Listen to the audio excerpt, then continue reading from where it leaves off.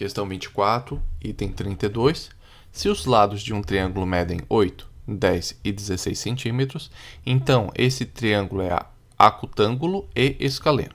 Então a gente vai aproveitar essa questão para fazer uma revisão sobre triângulos. Eu peguei os lados que ele deu e montei o triângulo. Ele vai ficar nesse formato, né? Aqui está um spoiler. E eu tenho os lados que ele me deu. A igual a 8, B igual a 10 e C igual a 16. Então, primeira coisa, como que eu faço para saber, dado os lados, se realmente é um triângulo? Ele tem que satisfazer duas condições.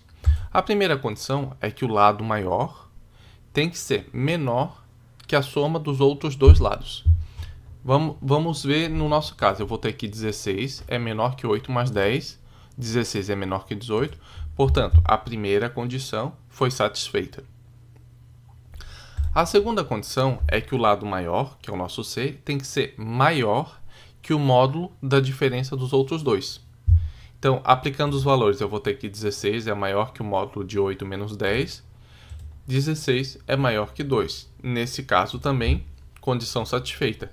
Se o enunciado me dá 3 lados, medida de 3 lados, e eu preciso saber se aquilo é possível fazer um triângulo ou não, eu tenho que aplicar essas duas condições.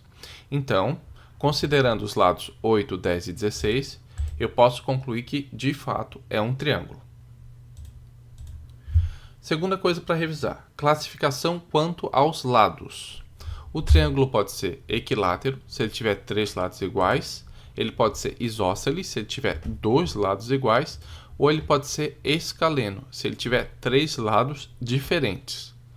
Olhando o nosso ângulo, 8, 10 e 16, os 3 lados são diferentes. Portanto, o nosso triângulo é escaleno. E a nossa última classificação contra os ângulos do triângulo. O triângulo pode ser retângulo. Quando que ele vai ser retângulo? Quando eu colocar hipotenusa ao quadrado igual à soma dos quadrados dos catetos e essa igualdade for verdadeira. Então, eu tenho o meu lado maior, que vai sempre ficar isolado, eu desenvolvo e eu vou ter que a igualdade 100 é igual a 100. A igualdade se mantém, portanto, o triângulo é reto. Agora, se eu pegar esses lados 8 e 6 e ao invés de 10 eu aumentar para 11, o que vai acontecer? Eu vou abrir o meu ângulo.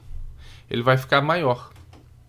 E na hora que eu for pegar o lado maior ao quadrado em relação ao quadrado dos outros dois, eu vou ter que 121 é maior que 100. Ou seja, o lado do que, entre aspas, seria a hipotenusa, ele fica maior que a soma dos outros lados, dos quadrados dos outros lados.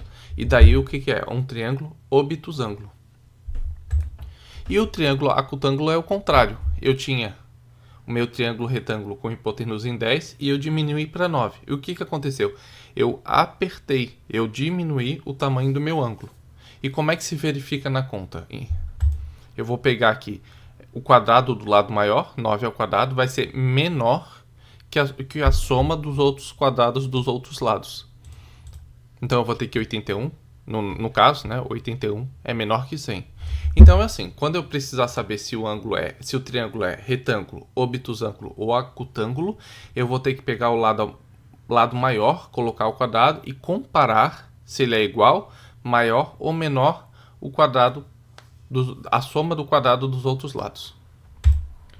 No nosso problema da questão, eu tenho os lados 8, 10 e 16 e eu vou colocar o lado 16, que é o lado maior, ao quadrado.